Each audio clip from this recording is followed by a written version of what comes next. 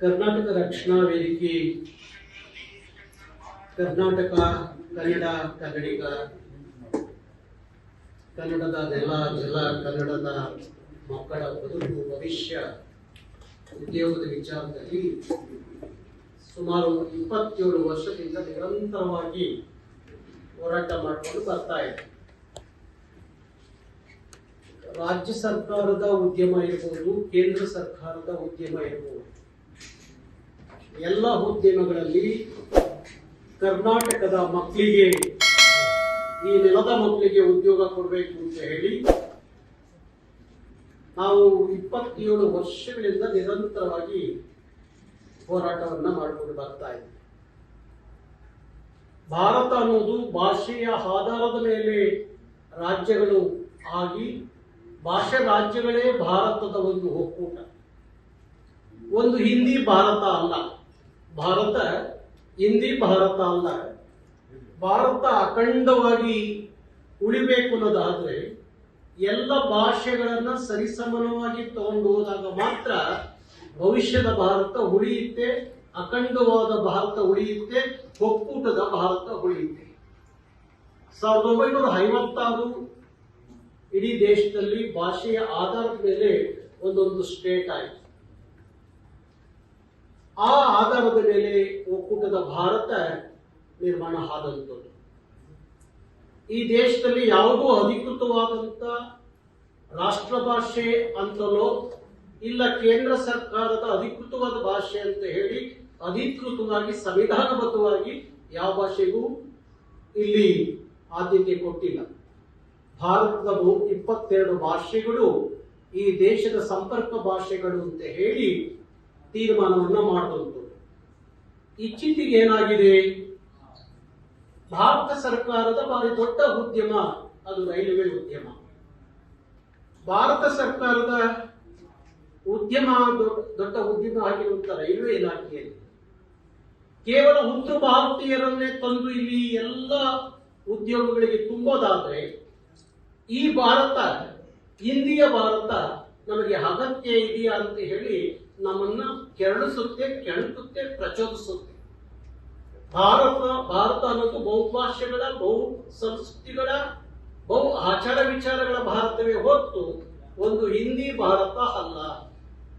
ಹಾಗಾದ್ರೆ ಕೇವಲ ಉತ್ತರ ಭಾರತೀಯರೇ ಬಂದು ರೈಲ್ವೆ ಇಲಾಖೆಗಳಲ್ಲಿ, ಕೇಂದ್ರ ಸರ್ಕಾರದ ಇಲಾಖೆಗಳಲ್ಲಿ ಕೆಲಸ ಮಾಡೋದಾದ್ರೆ ದಕ್ಷಿಣ ಭಾರತವನ್ನ ಯಾವ ರೀತಿ ಪರಿಗಣಿಸ್ತಾ ಇದ್ದೀರಿ ಭಾರತದೊಳಗಡೆ ಅನ್ನೋದು ನನ್ನ ಒಂದು ಪ್ರಶ್ನೆ. ಹಾಗಾಗಿ 2008ರಲ್ಲಿ ಇದೇ ರೈಲ್ವೆ ಇಲಾಖೆಯಲ್ಲಿ 4701 ಪೋಸ್ಟಿಂಗ್ ಉದ್ಯೋಗ ವಿಚಾರದಲ್ಲಿ ಒಂದು ಬಾರಿ ದೊಡ್ಡ ಚಳವಳಿ, 2 ವರ್ಷಗಳ ಕಾಲ ನಾವು ಚಳವಳಿ ಮಾಡು.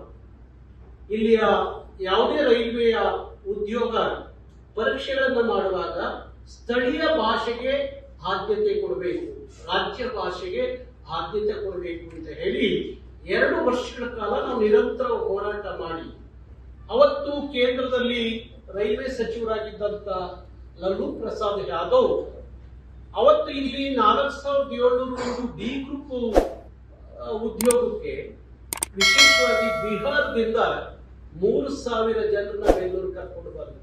3000 ಜನ ನಮ್ಮ ಹುಬ್ಬಳ್ಳಿ, ಮೈಸೂರು ಮತ್ತು ಬೆಂಗಳೂರು ವಲಯಗಳಲ್ಲಿ ಪರೀಕ್ಷೆ ಮಾಡುವಂಥದ್ದು. ಆಗ ನಾವು ಪರೀಕ್ಷೆ ಮಾಡಲಿಕ್ಕೆ ಬಿಡಲಿಲ್ಲ. ಕನಿಷ್ಠ ಡಿ ಗ್ರೂಪ್ ನಲ್ಲೂ ಕನ್ನಡಿಗರಿಗೆ ಉದ್ಯೋಗ ಸಿಗಲಾಗದಾದರೆ ಮತ್ತೆ ನಾವು ಈ ಭಾರತದ ಪ್ರಜೆಗಳು ಅಂತ ಹೇಳ್ಕೋಬಹುದಾ ಅನ್ನೋ ಪ್ರಶ್ನೆಯನ್ನ ಅವತ್ತು ನಾವು ಮುಂದೆ ಇಟ್ಟಾಗ, ಆಗ ಆ ಪರೀಕ್ಷೆ 2 ವರ್ಷ ನಡೆಸಲಿಕ್ಕೆ ಕರ್ನಾಟಕ ರಕ್ಷಣಾ ವೇದಿಕೆ ನಾವು ಬಿಟ್ಟಿರಲಿಲ್ಲ.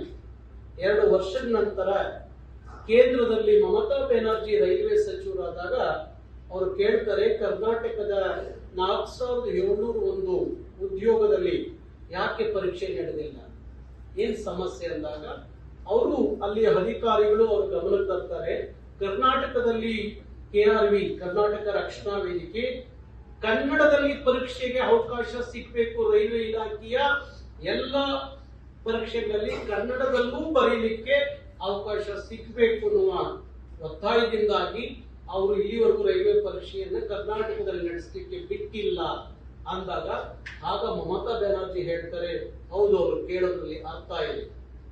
ಯಾಕೆ ಕೇವಲ ಹಿಂದಿಯನ್ನ, ಇನ್ಯಾವುದೋ ಪರಕೀಯ ಇಂಗ್ಲಿಷ್ ಅನ್ನ ನಮ್ಮ ಮಕ್ಕಳು ಅವತ್ತಿನ ಕಾಲಕ್ಕೆ ಡಿ ಗ್ರೂಪ್ 8ನೇ ಕ್ಲಾಸ್ ಪಾಸ್ ಆಗಿರುವಂತ 8th ಸ್ಟ್ಯಾಂಡರ್ಡ್ ಪಾಸ್ ಆಗಿರುವಂತ ಡಿ ಗ್ರೂಪ್ ನ ಪರೀಕ್ಷೆ ಬರೀಲಿಕ್ಕೆ ನೀವು ಹಿಂದಿ ಇಂಗ್ಲಿಷ್ ನ ಪ್ರಶ್ನೆ ಪತ್ರಿಕೆ ಕೊಟ್ರೆ ನಮ್ಮ ಕರ್ನಾಟಕದ ಮಕ್ಕಳು ಯಾಕೆ ಪರೀಕ್ಷೆ ಬರೀತಾರೆ? ಯಾಕೆ ಉದ್ಯೋಗವನ್ನು ಪಡ್ಕೊಳ್ಳಿಕ್ಕೆ ಸಾಧ್ಯ? ಯಾಕೆ ಆ ಅನುಕೂಲಗಳು? ಯಾಕೆ ಹಿಂದಿ ಇಂಗ್ಲಿಷ್ ಅಂದ್ರೆ ನಾರ್ತಿಗಳು ಏನು ಉತ್ತರ ಭಾರತೀಯರು ಹೇಳಿದ್ದೀರಿ ನೀವು, ನಿಮಗೆ ಅನುಕೂಲ ಆಗಲಿ ಅಂತ ಹೇಳಿ ಹಿಂದಿ ಇಂಗ್ಲಿಷ್ ನ ಮುಂದೆ ಇಟ್ಕೊಂಡು ಪರೀಕ್ಷೆ ಮಾಡೋದಾದ್ರೆ ನಾವು ಕರ್ನಾಟಕ ರೈಲ್ವೆ ಇಲಾಖೆಯಲ್ಲಿ ಯಾವುದೇ ಪರೀಕ್ಷೆಗಳನ್ನ ನಡೆಸಲಿಕ್ಕೆ ಬಿಡಲ್ಲ ಅನ್ನುವ ಮಾತನ್ನು ಹೇಳಿದಾಗ ಅವತ್ತು ಮಮತಾ ಬ್ಯಾನರ್ಜಿ ಅವರು ಹೇಳ್ತಾರೆ, ಸರಿ ಇದೆ, ಇನ್ನು ಮೇಲೆ ಭಾರತದ ಎಲ್ಲ ರಾಜ್ಯ ಭಾಷೆಗಳಲ್ಲೂ ರೈಲ್ವೆ ಇಲಾಖೆಯ ಪರೀಕ್ಷೆಗಳು ಆಗ್ಬೇಕು ಅಂತ ಆದೇಶ ಮಾಡ್ತಾರೆ. ಅದಾದ ಮೇಲೆ ಡಿ ಗ್ರೂಪ್ 2008ರಲ್ಲಿ 4701 ಉದ್ಯೋಗದಲ್ಲಿ ಕನ್ನಡದಲ್ಲಿ ಪರೀಕ್ಷೆ ಬರೀಲಿಕ್ಕೆ ಅವಕಾಶ ಸಿಕ್ಕಿದ್ದಕ್ಕೆ 3800 ಜನ ಕನ್ನಡಿಗರು ಡಿ ಗ್ರೂಪಿಗೆ ಆಯ್ಕೆ ಆಗ್ತಾರೆ. ಹೀಗೆ ನಡ್ಕೊಂಡು ಬರ್ತಿದ್ದಂತ ಇತ್ತೀಚಿನ ವರ್ಷಗಳಲ್ಲಿ ಮತ್ತೆ ಶುರುವಾಯಿತು ಹಿಂದಿ ಇಂಗ್ಲಿಷ್ ನಲ್ಲಿ ಪರೀಕ್ಷೆ ಬರೆಯಲು.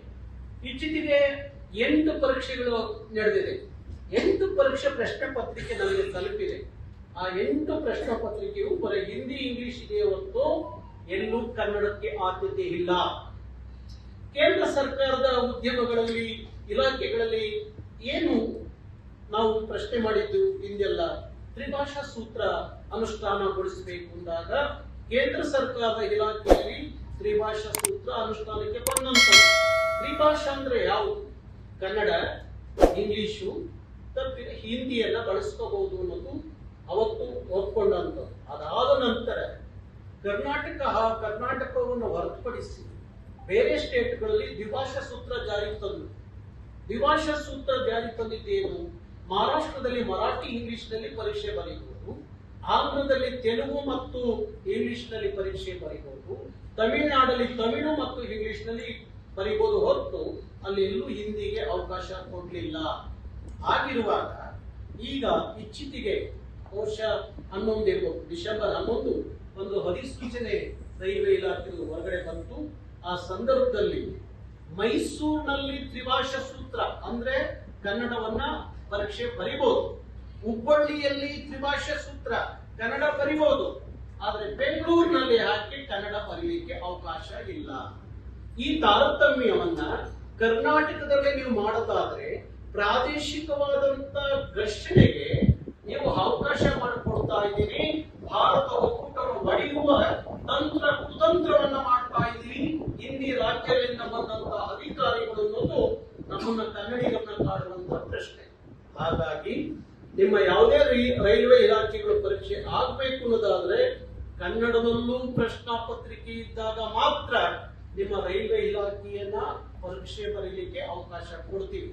ಇಲ್ಲದೆ ಹೋದ್ರೆ ಕರ್ನಾಟಕ ರಕ್ಷಣಾ ವೇದಿಕೆ ನಾವು ಜನವರಿ 1ರಿಂದ ಇಡೀ ರಾಜ್ಯದಲ್ಲಿ ರೈಲ್ವೆ ಇಲಾಖೆ ಮತ್ತು ಕೇಂದ್ರ ಸರ್ಕಾರದ ಇಲಾಖೆಗಳ ವಿರುದ್ಧ ಭಾರಿ ದೊಡ್ಡ ಹೋರಾಟಕ್ಕೆ ನಾವು ಸಜ್ಜಾಗಿದ್ದೀವಿ.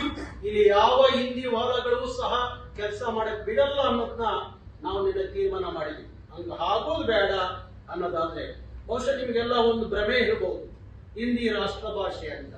ಹಿಂದಿ ರಾಷ್ಟ್ರ ಭಾಷೆ ಅಂತ ಎಲ್ಲೂ ಅಧಿಕೃತವಾಗಿ ದಾಖಲೆಯೂ ಇಲ್ಲ. ಸಂವಿಧಾನಬದ್ಧವಾದಂತ ಹಿಂದಿ ರಾಷ್ಟ್ರ ಭಾಷೆ ಅಂತ ಯಾರು ಘೋಷಣೆನೂ ಮಾಡಿಲ್ಲ. ಇತ್ತೀಚಿನ ಗುಜರಾತ್ ಹೈಕೋರ್ಟ್ ಒಂದು ತೀರ್ಪನ್ನ ಕೊಟ್ಟು, ಏನ್ ತೀರ್ಪು ಕೊಟ್ಟು, ಗುಜರಾತಿನ ಒಬ್ಬ ಉದ್ಯಮಿ ಗುಜರಾತ್ ಅಲ್ಲಿ ಪ್ರಾಡಕ್ಟ್ ಆಗುವ ಎಲ್ಲ ಪ್ರಾಡಕ್ಟ್ಗಳ ಪ್ಯಾಕೆಟ್ಗಳ ಮೇಲೆ ನೀವು ಹಿಂದಿ ರಾಷ್ಟ್ರ ಭಾಷೆ ಅಂತ ಮುದ್ರಿಸಬೇಕು ಅಂದಾಗ ಅಲ್ಲಿಯ ಹೈಕೋರ್ಟ್ ಚೀಮರಿ ಹಾಕ್ತು. ಆ ಸಾರ್ವಜನಿಕ ಅರ್ಜಿ ಹಾಕಿದಂತ ಒಬ್ಬ ಉದ್ಯಮಿಗೆ ಕೇಳಿತು, ಹಿಂದಿ ರಾಷ್ಟ್ರ ಭಾಷೆ ಅಂತ ಅಧಿಕೃತವಾಗಿ ಸಂವಿಧಾನಬದ್ಧವಾಗಿ ಎಲ್ಲಿ ಘೋಷಣೆ ಆಗಿದೆ, ಯಾವ್ದಾದ್ರು ದಾಖಲೆ ಇದ್ರೆ ಕೊಡಿ ಅಂತ.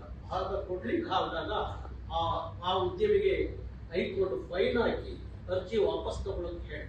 ಹೀಗಿರುವಾಗ ಎಷ್ಟೋ ಜನ ನಮ್ಮ ಉತ್ತರ ಭಾರತದಿಂದ ಬಂದಂತ ಅಧಿಕಾರಿಗಳು ಒಂದು ಭ್ರಮೆ ಇದೆ ಹಿಂದಿ ರಾಷ್ಟ್ರ ಭಾಷೆ. ಹಿಂದಿ ಯಾವತ್ತಿಗೂ ರಾಷ್ಟ್ರ ಭಾಷೆ ಆಗಿಲ್ಲ. ಯಾಕಂದ್ರೆ ಹಿಂದಿಗೆ 600-700 ವರ್ಷದ ಇತಿಹಾಸ, ಕನ್ನಡಕ್ಕೆ 3000 ವರ್ಷದ ಇತಿಹಾಸ, 8 ಜ್ಞಾನಪೀಠವನ್ನ ಪಡೆದಂತ ಭಾಷೆ ಕನ್ನಡ. ಹಾಗಾಗಿ ದಯವಿಟ್ಟು ನಮ್ಮ ಇಲ್ಲಿಯ ಅಧಿಕಾರಿಗಳಲ್ಲಿ ನನ್ನ ಮನವಿ ಏನು ಅಂದ್ರೆ, ಇವತ್ತು ನಮ್ಮ ತೇಜಸ್ವಿ ಸೂರ್ಯ, ನಮ್ಮ ರೈಲ್ವೆ ಸಚಿವರಾಗಿರುವಂತಹ ಸ್ಟೇಟ್ ಸಚಿವರಾಗಿರುವಂತಹ ಸೋಮಣ್ಣವರು ಮತ್ತೆ ಸಿ ಮೋಹನ್ ಅವರು ಎಲ್ಲ ಕರ್ನಾಟಕದ ಎಂಪಿಗಳು ಇವತ್ತು ರೈಲ್ವೆ ಸಚಿವರನ್ನ ಭೇಟಿ ಮಾಡಿದ್ದಾರೆ. ಅಶ್ವಿನಿ ವೈಷ್ಣವಿ ಅವ್ರನ್ನ ಭೇಟಿ ಮಾಡಿದ್ದಾರೆ. ಈಗ ತಾನೇ ನನಗೆ ಸೋಮಣ್ಣ ಅವರು ಮಾತಾಡಿದ್ರು, ಮತ್ತೆ ಸೂರ್ಯನು ಅವರೆಲ್ಲರೂ ಮಾತಾಡೋದು ನನ್ನ ಜೊತೆ. ಹಾಗಿರುವಾಗ ಇಲ್ಲಿ ಯಾವುದೇ ಪರೀಕ್ಷೆಗಳು ನಡೆಯುವಾಗ ಕನ್ನಡ ಭಾಷೆಯಲ್ಲೂ ಪರೀಕ್ಷೆ ಬರೀಲಿಕ್ಕೆ ಅವಕಾಶ ಆಗಬೇಕು. ಅದು ಹೊರತುಪಡಿಸಿ ಕೇವಲ ಹಿಂದಿ ಇಂಗ್ಲಿಷ್ನಲ್ಲಿ ಪರೀಕ್ಷೆ ಮಾಡ್ತೀವಿ ಅಂದ್ರೆ ಕರ್ನಾಟಕದಲ್ಲಿ ನಿಮ್ಮ ರೈಲ್ವೆ ಇಲಾಖೆಯನ್ನು ಉಳಿಸ್ಕೊಳ್ಳೋದು ಭಾರಿ ಕಷ್ಟ ಆಗುತ್ತೆ. ನಮ್ಮ ನೆಲದಲ್ಲಿ ನಮಗೆ ಬದುಕಿಲ್ಲ ಅನ್ನೋದಾದ್ರೆ, ನಮಗೆ ಉದ್ಯೋಗ ಸಿಗಲ್ಲ ಅನ್ನೋದಾದ್ರೆ, ಕನ್ನಡದಲ್ಲಿ ಪರೀಕ್ಷೆ ಬರೆಯುವ ಅವಕಾಶ ನಮ್ಮ ನೆಲದ ಮಕ್ಕಳಿಗೆ ಸಿಗಲ್ಲ ಅನ್ನೋದಾದ್ರೆ ಯಾವುದೇ ಕಾರಣಕ್ಕೂ ರೈಲ್ವೆ ಇಲಾಖೆ ಕರ್ನಾಟಕದಲ್ಲಿ ಕೆಲಸ ಮಾಡೋದು ಕಷ್ಟ ಆಗುತ್ತೆ. ಅದಕ್ಕೆ ಅವಕಾಶ ಮಾಡಿಕೊಡ್ಬೇಡಿ. ನಾವು ಭಾರತೀಯರು, ನಾವು ಭಾರತದ ಒಕ್ಕೂಟದಲ್ಲಿ ಇದ್ದೀವಿ, ನಮ್ಮನ್ನೇನು ಹೊರತಿಲ್ಲ. ಇವತ್ತು ನೀವು ಹುಬ್ಬಳ್ಳಿಯಲ್ಲಿ ತ್ರಿಭಾಷಾ ಸೂತ್ರ, ಮೈಸೂರಲ್ಲಿ ತ್ರಿಭಾಷಾ ಸೂತ್ರ, ಬೆಂಗಳೂರಲ್ಲಿ ಮಾತ್ರ ದ್ವಿಭಾಷಾ ಸೂತ್ರ ಹಿಂದಿ ಇಂಗ್ಲಿಷ್ ಅನ್ನೋದಾದ್ರೆ, ಹಾಗಾದ್ರೆ ಬೆಂಗಳೂರಿನ ಕೇಂದ್ರಾಡಳಿತ ಪ್ರದೇಶ ಅಂತ ನೀವೇನಾದ್ರೂ ಘೋಷಣೆ ಮಾಡ್ಬಿಟ್ಟ ರೈಲ್ವೆ ಇಲಾಖೆ? ಬೆಂಗಳೂರು ಕರ್ನಾಟಕದಲ್ಲಿ ಇಲ್ಲ ಅಂತ ಅನ್ಕೊಂಡ್ಬಿಟ್ರ? ಯಾವ ಉದ್ದೇಶ ಇಟ್ಕೊಂಡು ಅದನ್ನ ಮಾಡ್ತಾ ಇದ್ದ ತಾರತಮ್ಯ? ಹುಬ್ಳಿಗೊಂದು ನ್ಯಾಯ, ಮೈಸೂರಿಗೊಂದು ನ್ಯಾಯ, ಬೆಂಗಳೂರಿಗೊಂದು ನ್ಯಾಯ ಅಂತ ಅನ್ನೋದಾದ್ರೆ ಬ್ರಿಟಿಷ್ನವ್ರು ಮಾಡಿದಂಗೆ ಒಡೆದ ಹಾಡುವ ನೀತಿ ಯಾಕೆ ರೈಲ್ವೆ ಅಧಿಕಾರಿಗಳಿಗೆ ಬರ್ತಾ ಇದೆ? ಅದಕ್ಕೋಸ್ಕರ ನಾವು ಇವತ್ತು ಭಾರಿ ದೊಡ್ಡ ಮಟ್ಟದ ಪ್ರತಿಭಟನೆಗೆ ಸಜ್ಜಾಗಿ ಹುಬ್ಬಳ್ಳಿ, ಮೈಸೂರು, ಇಲ್ಲಿ ಆದ್ರೂ ನಮ್ಮ ಹಿರಿಯ ಅಧಿಕಾರಿಗಳು ಬೇಡ, ಒಂದು ನಿಯೋಗ ಭೇಟಿ ಮಾಡಬೇಕು ಮತ್ತು ರಾತ್ರಿ ಸೋಮಣ್ಣ ಮತ್ತೆ ಬೆಳಗ್ಗೆನೂ ಸೋಮಣ್ಣ ನನಗೆ ರಿಕ್ವೆಸ್ಟ್ ಮಾಡಿಕೊಂಡ ಕಾರಣ ಒಂದು ನಿಯೋಗ ಅಂತ ಬಂದು ನಿಮಗೆ ಮನವಿಯನ್ನ ಕೊಡ್ತಾ ಇದ್ದೀನಿ.